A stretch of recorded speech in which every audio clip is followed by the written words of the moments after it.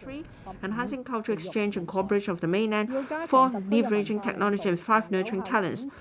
To enhance the seal of culture affairs in HKSAR and strive for effective coordination and promotion of related cultural and creative industries currently undertaken by different policy bureaus, the electrical society generally supported the setting up of a dedicated culture bureau. Will consider the proposal seriously in the context of reorganizing the government structure mentioned earlier. The overseas economic and trade officers and main officers will also play an important role in promoting cultural industries of Hong Kong. The 14th Five-Year Plan states for the first time to support for Hong Kong to develop the regional IP trading center. The Hong Kong government will implement a series of initiatives to promote the development of IP trading in Hong Kong, including further promoting and developing the regional grand patent system by building up the substantive examination capacity of the intellectual property development, exploring with the main authorities on broadening the scope of application of the Patent Cooperation Treaty to cover the original grand patent system and extending out the major international IP treaties to Hong Kong. The Hong Kong SR will also strengthen our IP regime, as well as stepping up promotion, education, and external collaboration. For example, we plan to revive the Copyright Ordinance Amendment exercise by consulting the public on the modernization of the copyright regime in the light of the digital environment, with the target of introducing a bill to amend the Copyright Ordinance in the next term of the LegCo. The government will continue investing in infrastructure and enhance Hong Kong's competitiveness. In response to the impact of the epidemic on our economy, we also position infrastructure investment as a major counter-cyclic measure in stimulating the economy. In this legislative session, the funding for capital works project approved by the Finance Committee has reached a record high of $220 billion. We expect that the annual capital works expenditure will exceed $100 billion in the coming years. The Development Bureau will continue to implement Construction 2.0 and lead the construction industry to reform by advocating innovation, professionalism, and revitalization, so as to uplift the productivity and skill level of the sector, while the use of INT and modular integrated in construction will also be promoted to shorten construction time, reduce manpower, and enhance safety in construction sites. To promote reform of the construction industry and enhance project performance, we're making active preparations for the hosting of International Construction Leaders Summit next year to share experience and formulate strategies with various shareholders. The tourism industry has been hard hit by the pandemic and is still in hardship. Besides providing support to the sector, we also need to get prepared for the recovery of the industry. The current time government has launched various tourism initiatives and measures over the past 4 years. Along the development blueprint for Hong Kong's tourism industry promulgated in 2017, including establishing the Statutory Travel Industry Authority, strengthening efforts in taking forward cultural heritage, green and creative tourism projects, completing a strategic planning for cruise industry development, and facilitating the staging of various events and scenic activities. The government will continue to implement various measures to consolidate the position of Hong Kong as a core demonstration zone for multi-destination tourism and an international tourism hub. The relevant works includes deepening cooperation with the GBA Excise, establishing the GBA Tourism Board, and attracting more events and scenic activities to Hong Kong through various funding and promotion programs. We'll continue to promote the sustainable development of the agriculture and fishery industry by helping the sectors involved to adopt advanced technology and seize new opportunities. That's Hong Kong Chief Executive Carrie Lam there. We just had a snippet of her address, but let's get a fuller picture of what she's said so far from our correspondent Anne Chen, who joins us from Hong Kong. Hi, Anne.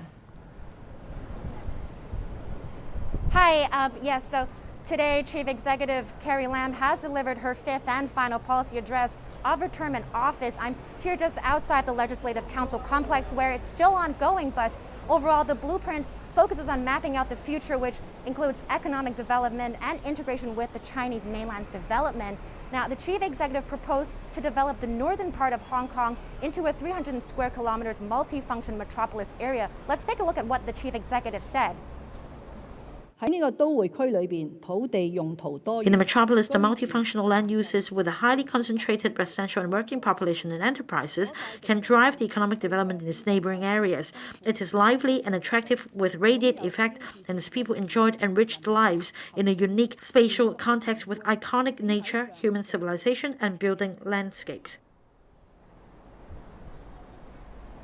So this metropolitan area, according to Lam, is ideal for people to live, work, and travel, and the government will create more land resources for residential use and the development of industry. So This 300 square kilometers metropolis will cover from the west to the east of Shenzhen, Hong Kong boundary control points, economic belt, as well as the deeper hinterlands. And she says this is well positioned to complement the respective strengths of Hong Kong and Shenzhen, but also this will also help to integrate their development, and this will in turn facilitate Hong Kong to better integrate into the Chinese mainland.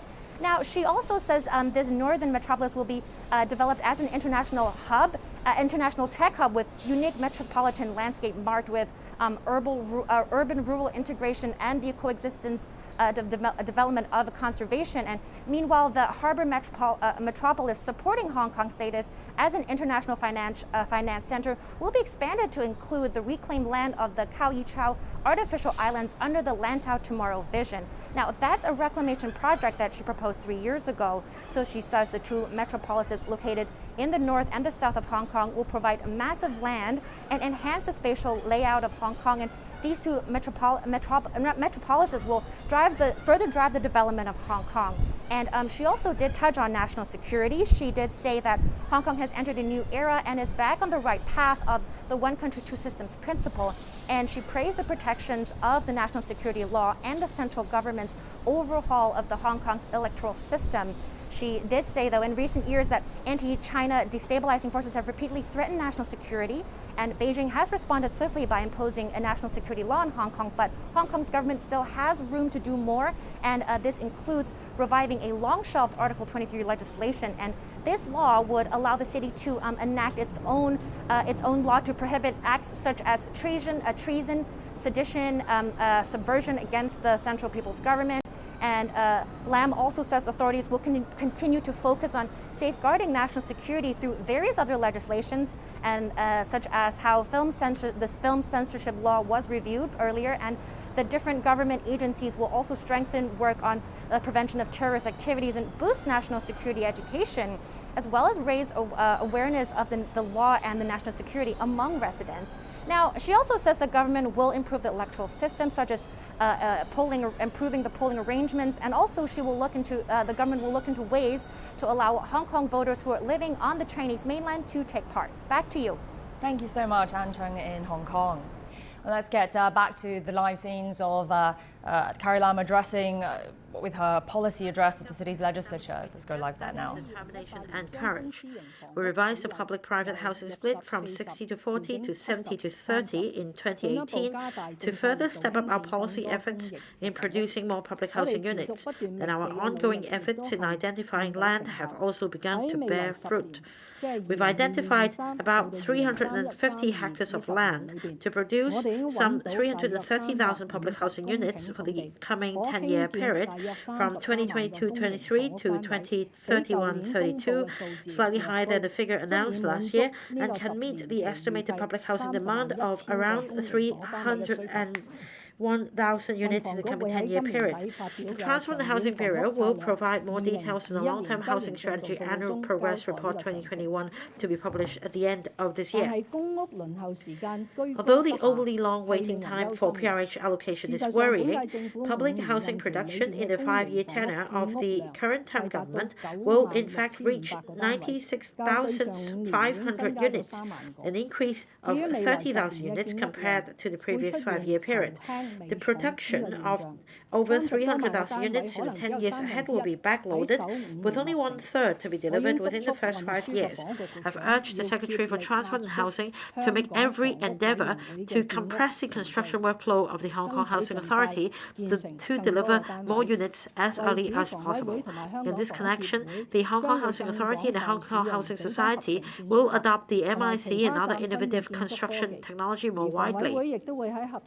The Housing Authority will also adopt a new procurement model to suitable projects to allow contractors to undertake design and construction in a bundle, thereby releasing resources for the Housing Department to carry out preliminary design, as well as leveraging the contractor's expertise to further enhance the entire construction workflow.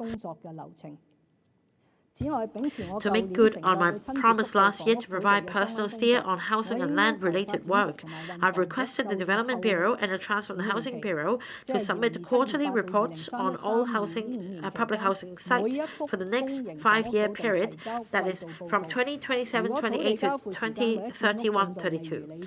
I will give instructions personally if the time to deliver the sites or the progress of construction is less than satisfactory.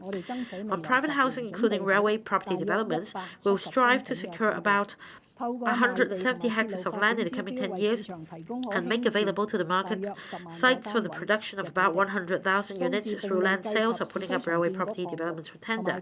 This figure has not taken into account development projects undertaken by the Urban Renewal Authority and other private land development projects. With the government's determination to further streamline the land development process, we are confident that there will be a steady supply of land for private housing development. In addition to newly built units, we rely on the existing yearly recovery of about 8,000 PRH units for allocation to applicants on the waiting list. Taking into account the need for equitable distribution of PRH resources, we consider it imprudent to relaunch the tenants' purchase scheme and allow rental units to become inheritable or sellable assets. It is also difficult to redevelop a large number of aged public housing estates, as the existing tenants have to be rehoused to units that could otherwise be allocated to applicants on the waiting list. I sincerely hope that council members who have advocated these two housing initiatives over the years will understand the situation. The Hong Kong Housing Authority has been reviewing and considering whether individual aged public housing estates should be redeveloped in accordance with their established policies and actual circumstances.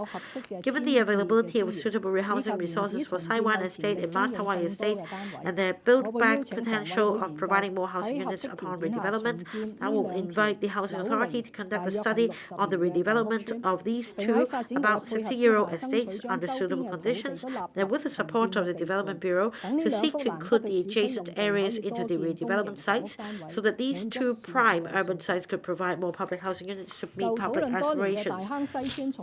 Regarding the redevelopment of Tai Hang Sai Estate that has been discussed for years, the Executive Council has given approval recently for the Hong Kong Settlers Housing Corporation Limited and the URA to jointly implement the project on condition that the HKSAR will provide proper rehousing arrangements. According to the plan, the redevelopment project can provide over 3,300 units upon completion, more than double the existing number, including 1,300 units to rehouse existing tenants and 2,000 starter homes units to be provided by the URA.